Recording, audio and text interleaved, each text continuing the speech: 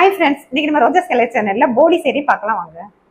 இன்னைக்கு நம்ம சேனல்ல போலி தான் செய்ய போறோம். அதுக்கு ஒரு கப்பு மைதா மாவு எடுத்துருக்கேன், கொஞ்சமா நைஸ் உப்பு, கொஞ்சம் எண்ணெய், கொஞ்சம் மஞ்சத்தூள், தண்ணி ஊற்றி நல்லா பிசைஞ்சுக்கலாம்.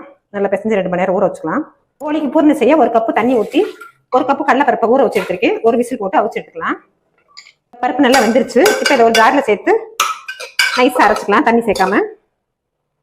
கடலைப்பருப்பு நல்லா நைஸாக அரைச்சி எடுத்தாச்சு. இப்போ ஏலக்காய் சேர்த்துக்கலாம், தட்டி வச்சு ஏலக்காய், தேங்காய் நல்லா துருவி வச்சிருக்க வெள்ளத்தையும் சேர்த்துக்கலாம். நல்லா பிசைஞ்சுக்கலாம் உருண்டையா. இப்போ நல்லா ஊறின மாவை கட்டில கொஞ்சம் லைட்டாக தேய்ச்சிட்டு பூரணத்தை உள்ளுக்கு வச்சுக்கலாம்.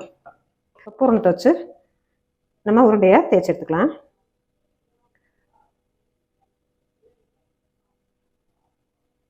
இப்போ கட்டையில் நல்லா தேய்ச்சி எடுத்துக்கலாம். தேய்ச்சி வச்சிருக்க போலியை சேர்த்துக்கலாம். நல்லா தோசைக்கல் காயுது, அதில் சேர்த்துட்டு கொஞ்சமாக லைட்டாக எண்ணெய் சேர்த்துக்கலாம். நல்லா வெந்து வந்துருச்சு. போலியை திருப்பி போட்டுக்கலாம். இப்போ போலி நல்லா வந்துருச்சு. இப்போ ஒரு பிளேட்டுக்கு மாற்றிக்கலாம். நல்லா ஸ்வீட்டான டேஸ்டியான போலி டக்குனு ஈஸியான முறையில் ரெடி பண்ணியாச்சு.